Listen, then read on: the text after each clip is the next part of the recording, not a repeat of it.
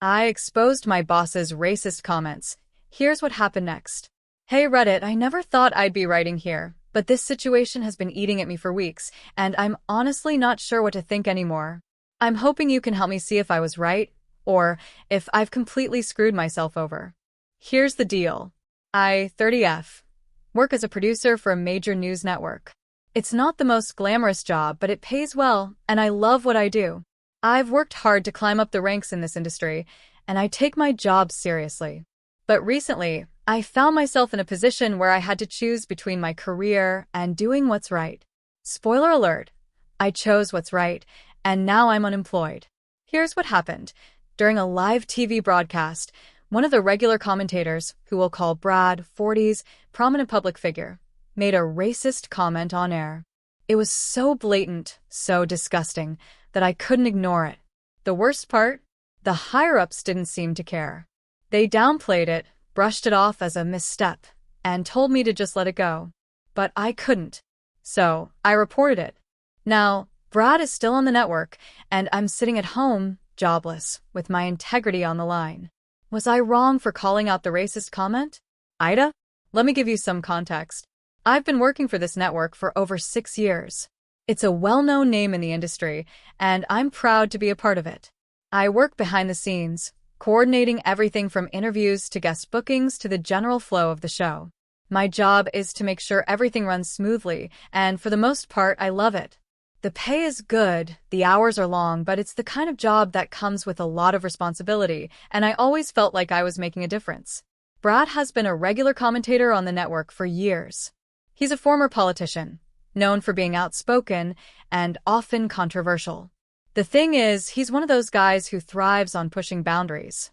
Sometimes it makes for good TV, but most of the time it's just plain toxic. He has this shock jock persona that gets people talking, but his comments often lean into the offensive side of things. I always cringed at some of the things he said, but I never thought it would come to this. The moment everything changed was during a live broadcast for a political discussion show. We had a big segment on immigration, which is always a hot-button topic. Brad was one of the commentators, and things were starting to get heated. He was arguing with another guest who had a more progressive view on immigration. The conversation was already tense, but then, out of nowhere, Brad dropped this comment. If we keep letting these people in, it's just going to turn this country into a third-world hellhole. They're not even trying to integrate into our society. They're just coming here for the free handouts. It wasn't just the racism that hit me.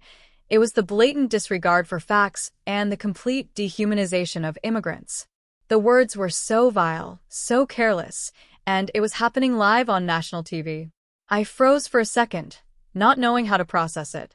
I looked around at the other producers in the control room, and no one seemed to be reacting. It was like they didn't hear what he said, or they didn't care. But I heard it, and I knew immediately that I couldn't just let it slide. I could have ignored it. I could have just let the segment end and gone back to my job, pretending it never happened. But I couldn't. I've seen Brad get away with controversial comments before, but this was different. This was blatant racism, and it was being broadcast to millions of people. I felt sick to my stomach just thinking about it. So, I reported it.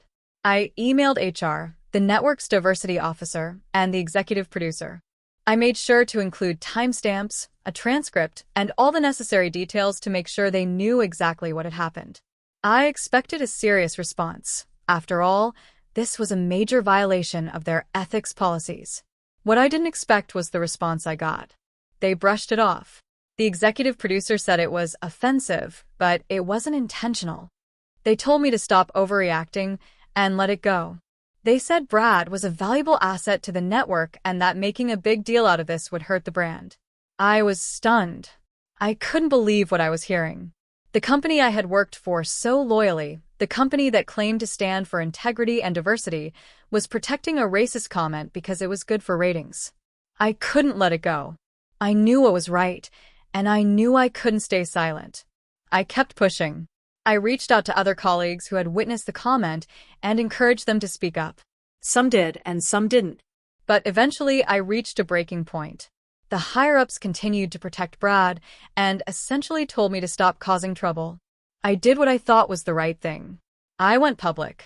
I reached out to a few journalists I knew, including some from a smaller independent outlet. I gave them everything, the email trail, the comments Brad made, everything. The story blew up. The next day, Brad was in the headlines for all the wrong reasons. The network tried to downplay it, but it was already too late. By that evening, Brad was suspended indefinitely. The following day, I was called into HR. Opie, we think you've caused unnecessary damage to the network's reputation. We're letting you go effective immediately. You'll receive a severance package, but we'll need you to pack up your things, they said, like it was a casual conversation. I was stunned. I never thought it would end like this. I did the right thing, or so I thought. But here I was, unemployed, with my integrity intact but at the cost of my career. It's been a few weeks since I was fired, and I'm still processing everything. Some people have reached out to say I did the right thing, that I stood up for what was right. Others say I ruined my career for nothing, that I should have just kept my head down and kept my job. I'm conflicted. On one hand, I'm proud of myself for calling out something that was wrong. On the other hand, I'm unemployed and struggling to find a new job in an industry that's now more closed off to me than ever. The hardest part? Seeing Brad still on TV, still getting paid, and knowing that the network continues to protect him. I've had a few offers to speak publicly about my experience, but I don't know if I want to become the face of this story. It's not why I did it. I just wanted to do the right thing. So, Reddit, AITA for calling out my boss's shady practices and getting him fired, even though it cost me my job?